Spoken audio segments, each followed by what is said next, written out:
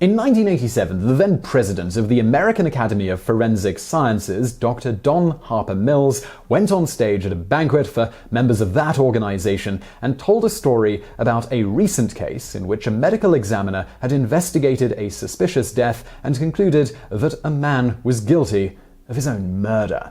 So here's the Cliff Notes version of the pertinent events here. A medical examiner receives the body of a man called Ronald Opus, who had been killed by a shotgun blast to the head. Upon further examination, it's revealed that Opus was killed in mid-air while committing suicide. A note was found near Ronald's body indicating that he was despondent and planned on taking his own life by leaping off the top of a 10-story building. Now, in most cases, this would mean that the death was ruled a suicide, even though he was killed by the shotgun and not the fall. This is because the law usually rules that when a suicidal person is killed by an agent outside of their control in the middle of the act of committing suicide, it is still a suicide. This is why, for example, you wouldn't be charged for a homicide if a suicidal person intentionally stepped in front of your car. But this became a bit more complicated when it turns out that a net had been installed on the 8th floor to protect window washers from falling. As a result, the medical examiner ruled that Opus would have survived the fall, meaning the shooter could potentially be tried for homicide. Upon further investigation, the medical examiner discovered that the shooter was an elderly man who had been arguing with his wife on the 9th floor and had, in anger, pointed a shotgun at her. The shotgun had gone off during the argument, but due to the man's frailty, it swung to the left, shot out of a window at the exact moment that Opus happened to be falling by that window. The medical examiner felt that this constituted homicide as the man had pointed the shotgun with deadly intent and had killed someone. By law, even though the man had no idea that Opus was there, he was still on the hook for the murder as he'd discharged the weapon while using it in a threatening manner. The man had pointed the gun at his wife with the intent to kill, and he had ultimately killed someone, which seemed like a pretty open and shut case. When the man was presented with this information, though, both he and his wife insisted that the shotgun wasn't loaded and that, in fact, the husband would frequently point the unloaded weapon at his wife during arguments, something friends and family attested to.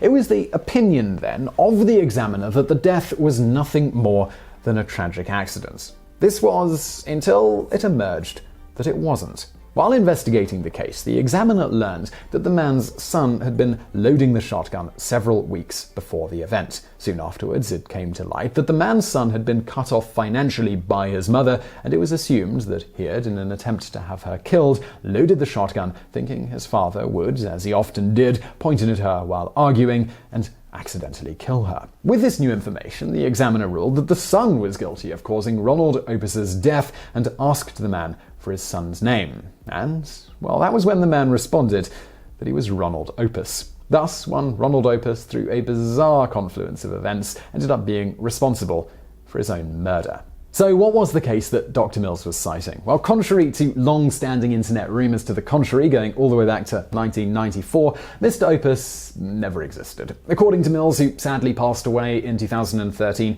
he mostly made up the story as he went along, only mapping out a few details beforehand, with the goal of the story being to illustrate how, if you alter a few small facts, you greatly alter the legal consequences, and also to serve as an amusing hypothetical that would appeal to an audience of forensic scientists. However, someone managed to get their hands on a copy of the speech, and they posted it to an internet message board, presenting it as a real case. Due to the nature of the early days of the internet, who did this and exactly when will likely be forever lost to history, giving us only a rough time frame of the story first being circulated online, as according to Mills, being sometime in 1994. From there, it spread, and the Academy of Forensic Scientists has been fielding questions about it ever since. As for Dr. Mills himself, he received countless calls about the story from, according to him, librarians, journalists, law students, even law professors, wanting to incorporate it into textbooks. In fact, in 1997, he reported he'd received over 400 phone calls about the story in the 2 years previous, meaning an average of about one every 2 days from the time it took off online. Dr. Mills said that he was happy to answer these queries, usually explaining that the story was made up and he only ever intended for it to be a hypothetical anecdote to show how different legal consequences can follow each twist